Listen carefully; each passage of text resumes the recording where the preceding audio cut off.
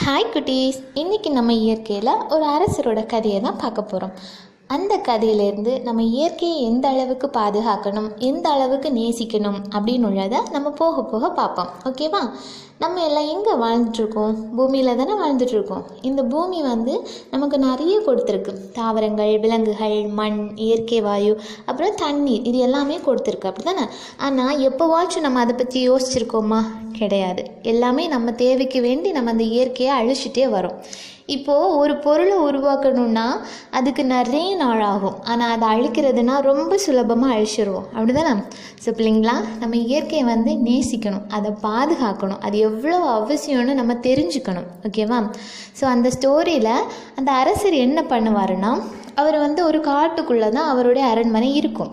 அவர் என்ன பண்ணுவார்னா, இன்னொரு அரண்மனை கட்டலாம் அப்படின்னு சொல்லிட்டு தன்னுடைய மந்திரியார்கிட்ட சொல்லிகிட்டு இருப்பார். சொன்னதும் மந்திரியார் சொல்லுவார் ஓகே அப்படின்ட்டு. ஆனால் அவருக்கு விருப்பம் என்னன்னா, அந்த அரண்மனைக்கு உள்ள எல்லாமே மரத்தால் செஞ்சுருக்கணும் அப்படின்னு சொல்லிட்டு ஆசைப்படுவார். உடனே மந்திரி கேட்பார், அதுக்கு நிறைய மரம் தேவைப்படுமே அப்படின்னு சொல்லிட்டு கேட்டதும் அரசர் சொல்வார், ஆமாம் நிறைய தேவைப்படுமே அப்படின்னு சொல்லிட்டு யோசிச்சுட்டே இருப்பாங்க. அந்த ஊரில் உள்ள மக்கள் எல்லாம் என்ன பண்ணுவாங்கன்னா, அரசர் இப்படி ஒரு அரண்மனை கட்ட போகிறாரு, அதுக்கு ஃபுல்லாக மரம் தேவைப்படும், அவர் என்ன பண்ண போகிறாருன்னு தெரியல அப்படின்னு சொல்லிட்டு யோசிச்சுட்டே இருக்கும்போது அடுத்த நாள் என்ன ஆகும்னா, அரசர் மந்திரியை கூப்பிட்டு, நம்ம காட்டிலேயே நிறைய மரங்கள் இருக்கே, அந்த மரத்தை நம்ம தேவைக்கு எடுத்துக்கிட்டா என்ன அப்படின்னு சொல்லிட்டு சொன்னதும் மந்திரிக்கு அதில் உடன்பாடு இருக்காது. ஆனாலும் அரசருடைய கட்டளையை ஏற்று அவர் என்ன பண்ணுவார், சரி நான் பண்ணுறேன், எல்லா மரத்தையும் வெட்ட சொல்கிறேன் அப்படின்னு சொல்லிட்டு சொல்லுவார். அடுத்து என்ன ஆகும்னா, அவர் எல்லா மரத்தையும் எடுத்துருவார். தேவைக்கேற்ப எல்லா மரத்தையும் வெட்டி எடுத்து வச்சுப்பாங்க. லாஸ்ட்டில் அந்த காடு மொத்தம் மரமே இல்லாமல் வெறிச்சோடி போயிருக்கும். அப்போ ஊரில் உள்ளவங்க எல்லாம் சொல்லுவாங்க, இந்த மரம் இல்லாமல் இங்கே இருந்த பறவைகள், விலங்குகள் எல்லாமே இடம் பெயர்ந்துச்சு அப்படின்னா. ஏன்னா பறவைகள் அங்கே தானே கூடு கட்டி வாழும். இப்போ மரம்லாம் இல்லைன்னா அவங்க வேறு இடத்துக்கு தானே போவாங்க.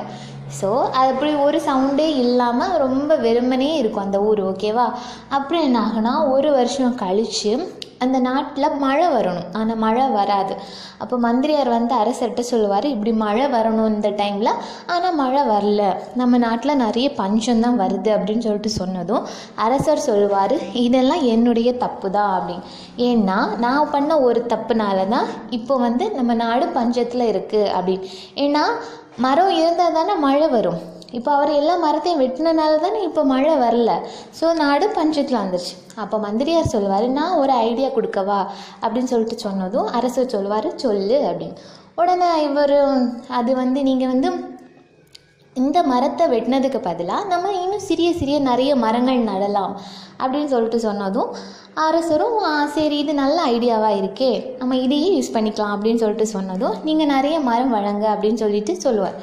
ஸோ பிள்ளைங்களா, நம்ம எவ்வளோக்கு எவ்வளோ இயற்கையை நேசிக்கிறோமோ அந்த அளவுக்கு நம்மளுடைய வாழ்க்கையும் பாதுகாப்பானதாக இருக்கும். சரிங்களா?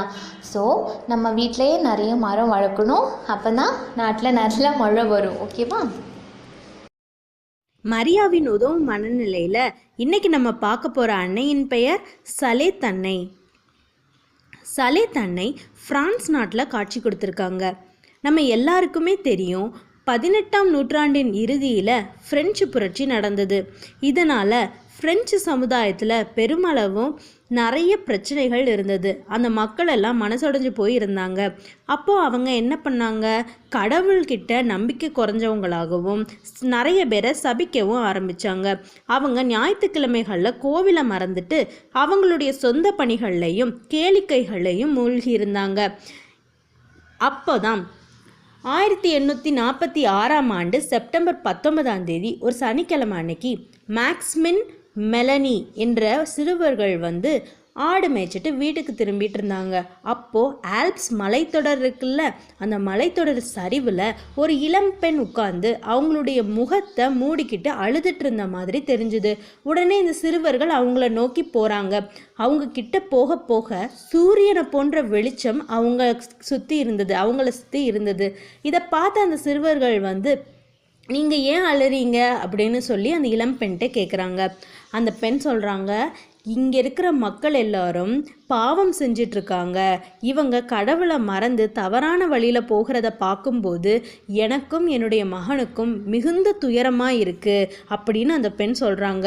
மக்கள் அவங்களுடைய தப்பெல்லாம் திருத்திக்கலைன்னா இந்த நாடே வறட்சி, வியாதி, பட்டினின்னு பல துயரங்களை சந்திக்க வேண்டியிருக்கும் அப்படின்னு எச்சரித்தாங்க. அதுக்கப்புறம் அந்த இடத்துல இருந்து அந்த இளம்பெண் மறைஞ்சு போயிட்டாங்க. மேக்ஸ்மினும் மெலனியும் இதை கேட்டுட்டு அவங்க அப்பா அம்மா கிட்டேயும் அந்த ஊர்க்காரங்க கிட்டேயும் சொல்கிறாங்க, இந்த மாதிரி நாங்கள் ஒரு இளம்பெண்ணை பார்த்தோம், அவங்க சொன்னாங்க இங்கே இருக்கிற மக்கள் எல்லாரும் பாவம் பண்ணுறாங்க, கடவுளை மறந்துட்டாங்க, அவங்க கடவுளுடைய வழியில தான் நடக்கணும், அப்படி நடக்கலைன்னா அவங்களுக்கு வறட்சி, வியாதி, பட்னி இப்படி பல துன்பங்களை அவங்க சந்திக்க வேண்டியிருக்கும் அப்படின்னு அந்த குழந்தைகள் சொல்கிறாங்க. அப்போ அந்த ஊரில் இருக்கிறவங்க யாருமே அவங்க பேச்சை நம்பவே இல்லை. அந்த குழந்தைகளை சொல்கிறாங்க, நீங்கள் 2 பேரும் பொய் சொல்கிறீங்க.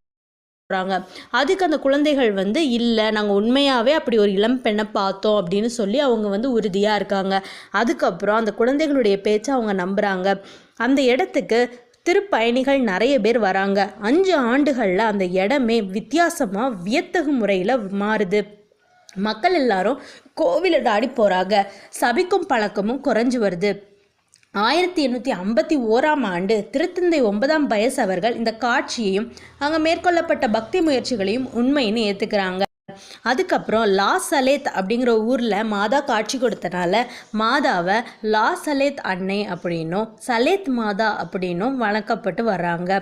சலேத் மாதாவோட திருநாள் ஒவ்வொரு வருஷமும் செப்டம்பர் 19ஆம் தேதி சிறப்பிக்கப்பட்டு வருது.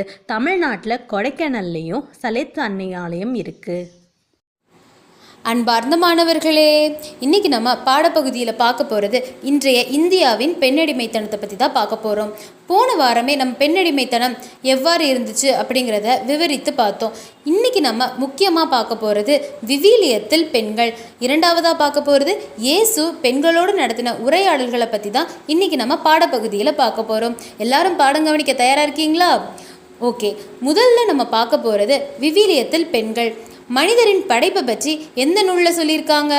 தொடக்க நூலில் சொல்லியிருக்காங்க. அந்த தொடக்க நூலில் ஆணிலிருந்து தான் பெண்கள் உருவாக்கப்பட்டதாக சொல்லியிருக்காங்க. இதை தவறாக புரிந்து கொண்ட இந்த யூதர்கள் ஆணுக்கு பெண் அடங்கி இருக்க வேண்டும் அப்படிங்கிற தவறான கருத்துக்களை இந்த மக்கள் முன்னாடி கொண்டு வராங்க. இதனால் விளைவு என்ன தெரியுமா ஆயிருக்கு? பழைய ஏற்பாட்டில் பெண்கள் ஒரு அடிமையாகவும் பொருளாகவுமே கருதப்பட்டு வர்றாங்க. பெண்களை திருமணத்தின் போது ஒரு அடிமை போல பணம் கொடுத்து வாங்கிய நிலைமை தான் பழைய ஏற்பாட்டு காலத்தில் நடந்துட்டு இருந்திருக்கு. ஒரு ஆண் பிள்ளைக்கு சொத்துரிமை முழுசுமே கொடுத்துட்டு இருந்தது தான் பழைய ஏற்பாடு. இதே பெண் பிள்ளைகளுக்கு ஒன்றுமே கொடுக்காத நிலைமையும் இருந்திருக்கு. ஆண்கள் இல்லாத வீட்டில் மட்டும்தான் பெண்களுக்கு சொத்துரிமை கொடுக்கப்பட்டு வந்தது பழைய ஏற்பாட்டில்.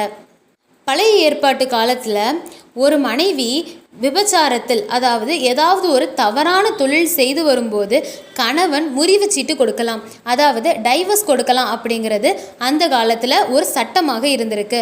ஆனால் இதே ஒரு கணவன் எந்த தவறான செயல்களில் ஈடுபட்டாலும் அவனுக்கு தண்டனை எதுவுமே இல்லை அப்படிங்கிறதும் பழைய ஏற்பாட்டில் நடந்திருக்கு. இது மிக மிக கவலைக்கிடமான விஷயம்.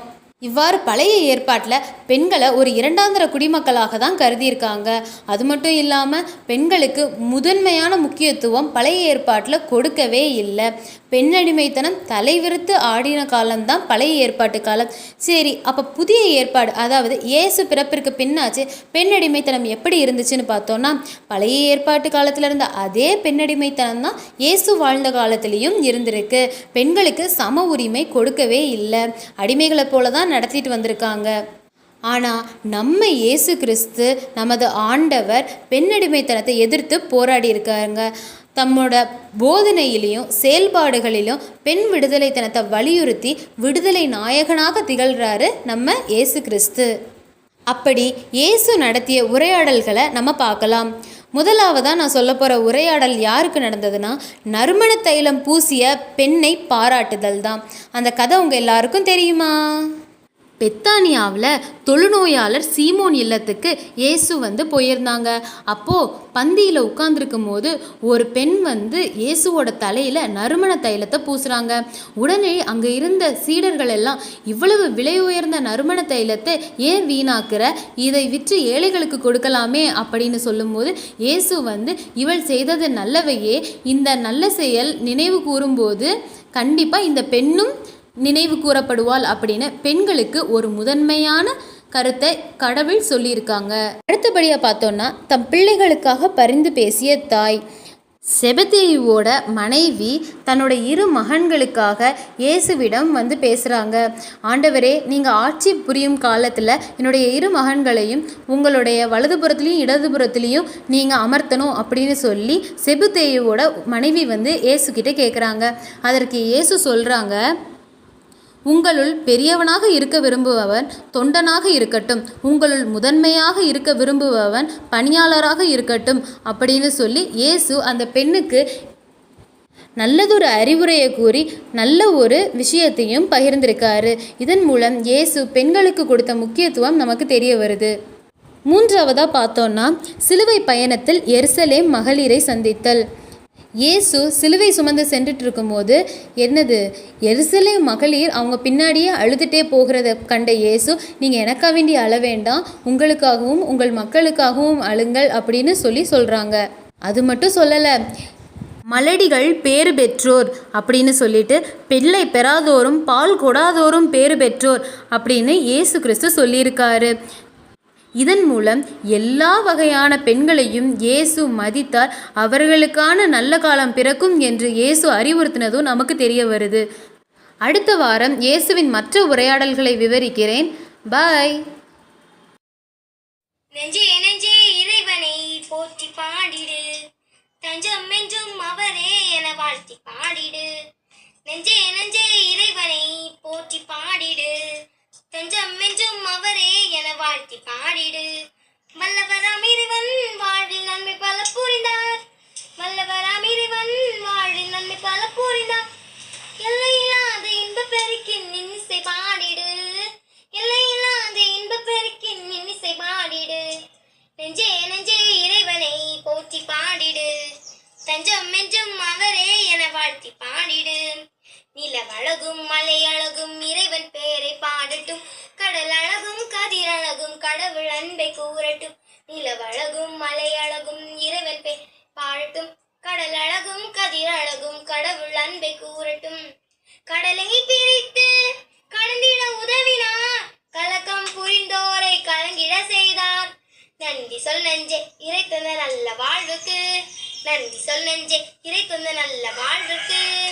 பசியால் வாடி தவித்த வேளையில் மன்னா பொழிந்து திடமளித்தார்.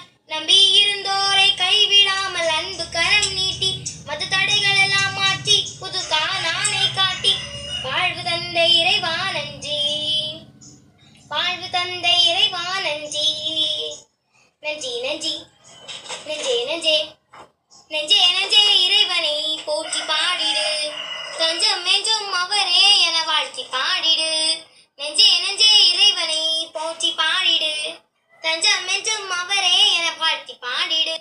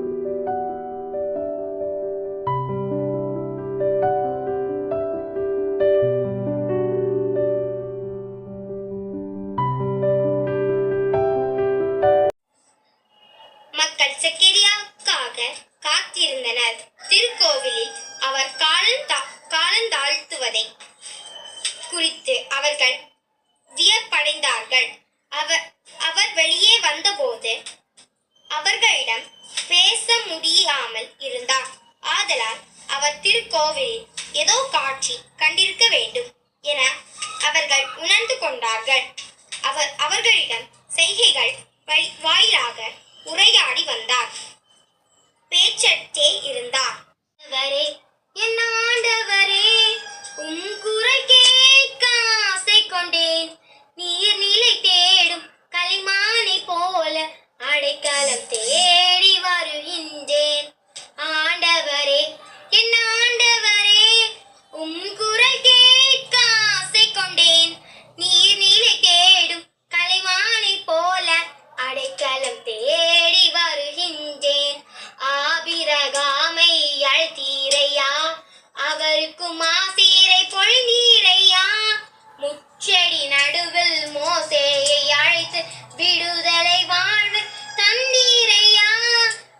ஆபிரகாமை அழைத்தீரையா, அவருக்கும் ஆசீரை தந்தீரையா. முச்செடி நடுவில் மோசேயை அழைத்து விடுதலை வாழ்வு தந்தீரையா. என்னையும் அழைத்தீர் வந்தேனையா, இறைமை மழையில் நனைந்தேனையா. என்னையும் அழைத்தீர் வந்தேனையா, இறைமை மழையில் நனைந்தேனையா. முழுமை வாழ்வில் நினைத்தேனையா. மற வேண்டும் இறைவா, தர வேண்டும் தரிசனம். மற வேண்டும் இறைவா, தர வேண்டும் தரிசனம். ஆண்டவரே, என் ஆண்டவரே, உம் குரல் கேட்க ஆசை கொண்டேன். நீர் நிலை தேடும் களிமானை போல அடைக்கலம் தேடி வருகின்றேன்.